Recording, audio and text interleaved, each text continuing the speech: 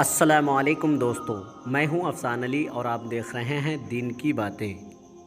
प्यारे दोस्तों, आज के इस वीडियो में हम आपको 9 ऐसे लोगों के बारे में बताने वाले हैं जो अगर रमज़ान के महीने में रोज़े ना रखें तो उनको कोई गुनाह नहीं होगा। यानी कि 9 लोगों को रमज़ान के महीने में रोज़ा ना रखने की छूट है। इसलिए आज का हमारा ये वीडियो आप सभी के लिए बहुत ख़ास है।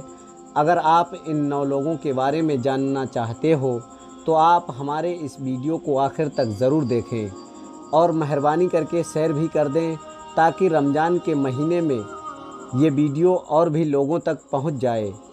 तो चलिए दोस्तों, शुरू करते हैं। दोस्तों, याद रखें, हर मुसलमान मर्द हो या औरत जो बालिग हो और अपने होशो हवास में हो तो उस पर रमज़ान के रोज़े फ़र्ज हैं। यानी कि उनके लिए पूरे महीने के रोज़े रखना ज़रूरी है और अगर कोई इनकी फ़र्जियत से इनकार करता है तो वो काफिर है और बिना वजह रोज़ा छोड़ने वाला सख्त गुनहगार है। लेकिन क्या आप जानते हो कि 9 लोग ऐसे भी हैं जिनको रमज़ान के महीने में रोज़ा ना रखने की छूट है। यानी कि ये 9 लोग रमज़ान के महीने में रोज़ा ना रखें तो इनको कोई गुनाह नहीं होगा। ये 9 लोग रमज़ान के महीने में रोज़े छोड़ सकते हैं। नंबर 1, बीमार आदमी। दोस्तों, सबसे पहला इंसान है बीमार आदमी। यानी कि ऐसा इंसान जो सख्त बीमार हो। ऐसे इंसान को रमज़ान के महीने में रोज़ा ना रखने की छूट है। अगर ऐसा बीमार आदमी रोज़ा ना रखता है तो उसको कोई गुनाह नहीं होगा।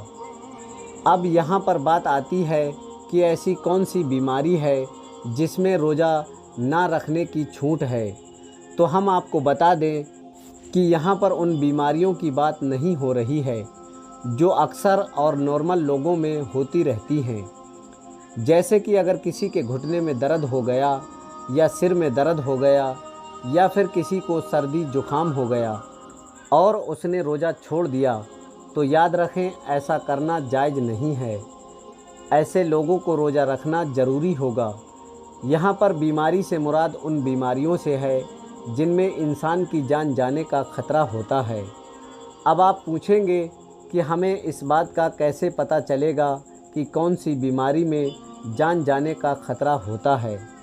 तो हम आपको बता दें, इस बात का आपको ऐसे पता चलेगा कि अगर कोई माहिर डॉक्टर आपको कह दे कि अगर आप भूखे प्यासे रहे, अगर आपने रोज़ा रखा तो आपकी जान को ख़तरा हो सकता है, या फिर डॉक्टर कह दे कि आपने रोज़ा रखा तो आपकी बीमारी दूर नहीं होगी या फिर आपकी बीमारी और ज़्यादा बढ़ जाएगी, तो ऐसी सूरत में रमज़ान के महीने में रोज़ा छोड़ना जायज़ है।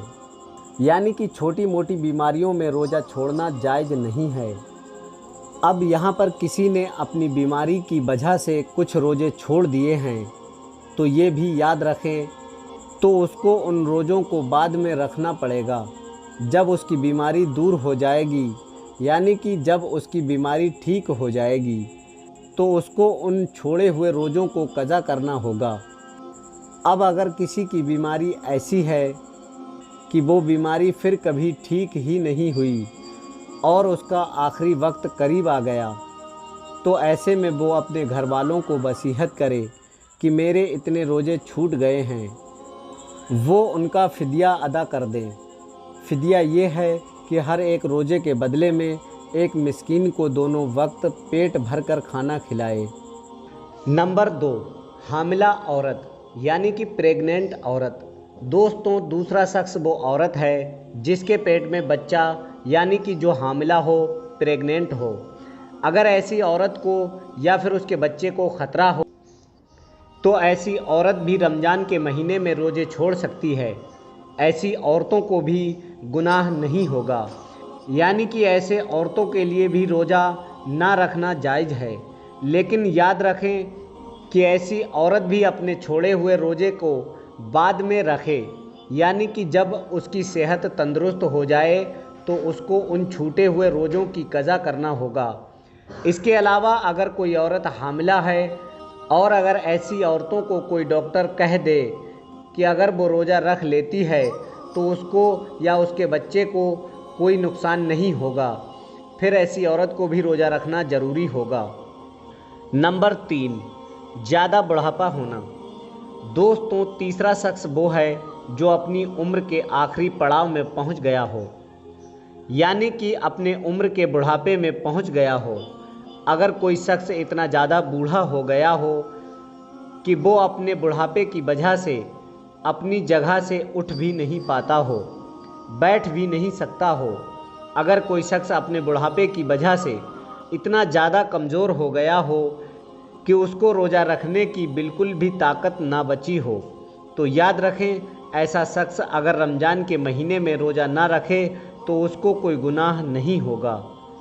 यानी कि ऐसे बूढ़े शख्स के लिए रोज़ा छोड़ देना जायज़ है। मगर याद रखें, ऐसे बूढ़े शख्स के लिए भी फिदिया का मसला आता है।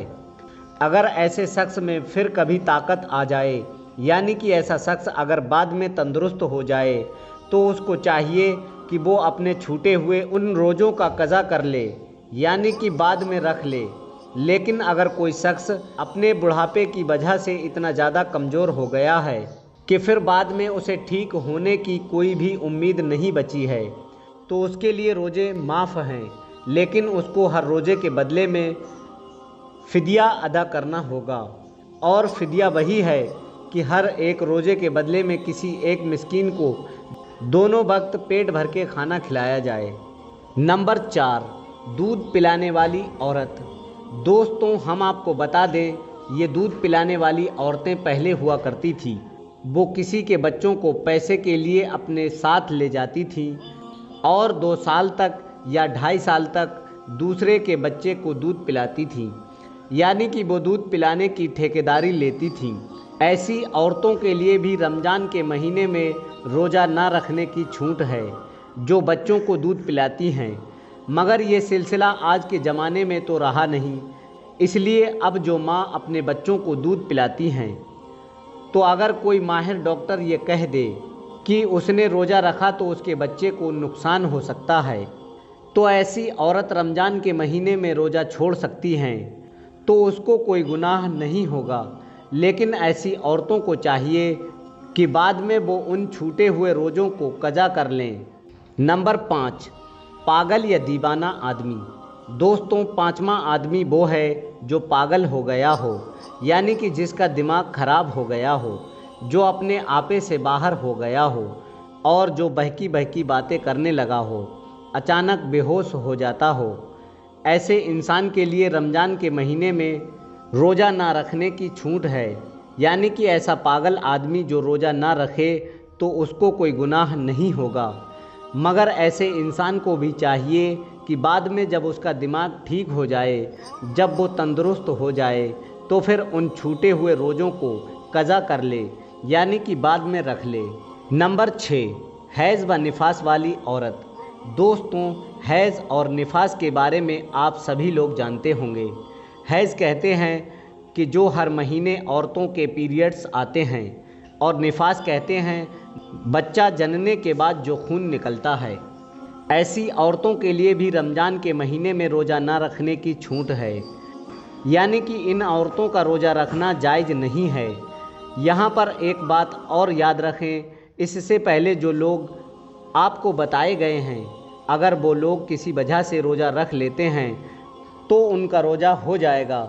मगर ये हैज़ और निफास वाली औरतें ऐसी हैं जो इस हालत में कभी भी रोज़ा नहीं रख सकती हैं, यानी कि इनका रोज़ा रखना ही जायज़ नहीं है। अगर ये इस हालत में रोज़ा रख लेती हैं तो इनको सख्त गुनाह होगा। लेकिन हाँ, जब ऐसी औरतें पाक और साफ़ हो जाएं, तो इनको फिर चाहिए कि बाद में उन छूटे हुए रोज़ों की कज़ा कर लें, यानी कि बाद में रख लें।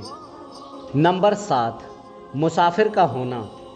दोस्तों, मुसाफिर कहते हैं उस शख्स को जो सफ़र में होता है।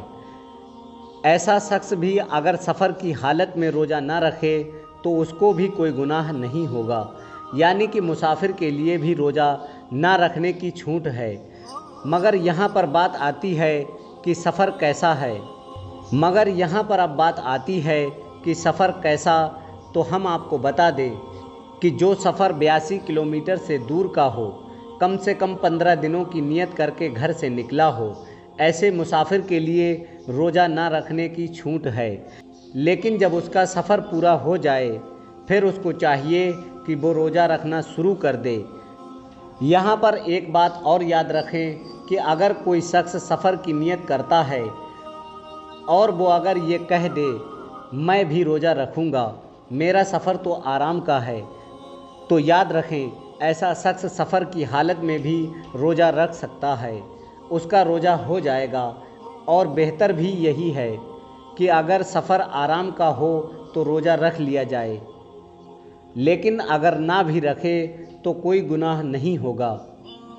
नंबर 8, जिसकी जान जाने का खतरा हो।